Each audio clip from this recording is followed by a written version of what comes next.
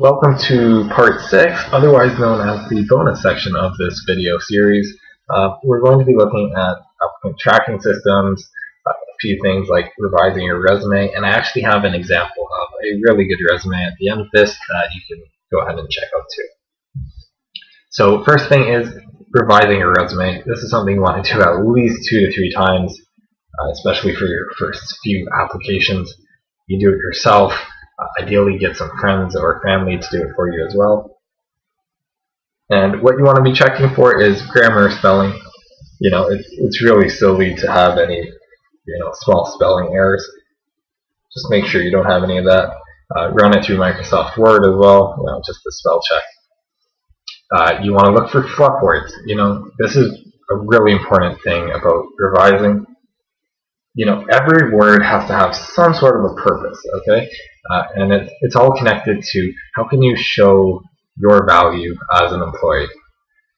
And if a word isn't helping you, then it's not doing anything. It's just taking up space. So try and cut it down and be as concise as possible with everything in your resume.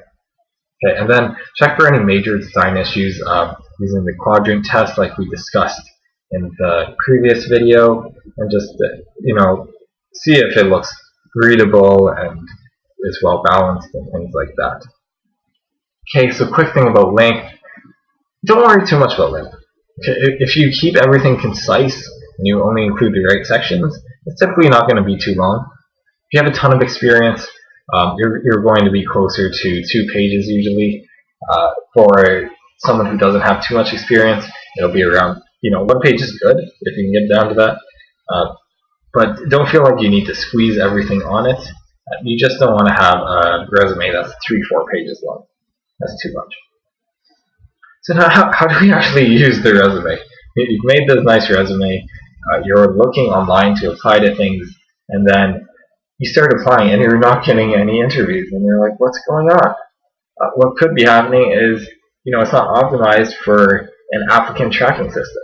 So an ATS is what a lot of big companies use. So it stores all of the submitted applications in a database, and basically what they do is they'll search for a keyword. And if that keyword or related phrases show up, they are getting more sophisticated, so they can look for related keywords as well. But basically, so they search for a term or phrase or a job description or something like that, and then it's going to bring up the most relevant ones. So this just saves hiring managers some time sifting through irrelevant resumes. So what this means for you is that you need to use the right terms in your resumes. So the best place to get them is the job description that you're applying to, okay? Look for the required skills, the requested skills, and anything about the job itself. And you don't need to put them all, but pick out 4, 5, 6 and sprinkle them through your resume. If possible, put them in your skill summary, because that's good from a human perspective too once they actually read your resume. You want to use popular fonts. I talked about this earlier. You don't want to use weird fonts because they don't always translate well into these systems. The more sophisticated ones can handle them okay, but the old ones, they really you need to keep it simple. You need to be consistent with your formats, and ideally you're looking for a universal font like Arial, Times New Roman, stuff like that we talked about, and you want it to be between sizes 10 and 12 for all the main content we have. Okay, same thing with avoiding weird characters. Keep it simple. Don't use too many lines and weird symbols or accents or whatever, because a lot of ATSs can't pick those up, and it can really mess up the formatting. And then finally, images. Just if you have a fancy resume, you're probably not applying for a job that uses an ATS. But again, you want to avoid images, avoid borders. You don't really need it, okay? So that's just simple. You don't need to game the ATS too much. Just include the keywords, make a nice resume that we talked about in the other videos, and you should be okay. So then finally, like I promised, we're going to make a great resume. So here's where you should really click through to the guide. I'll include another link in the description for this video on YouTube. And basically what I have here is a job description. If you read that on the screen, then maybe you don't have to come to it. It's for a quality assurance engineer, and basically I have a resume. Here is a very solid resume that I think would do very well applying to that job.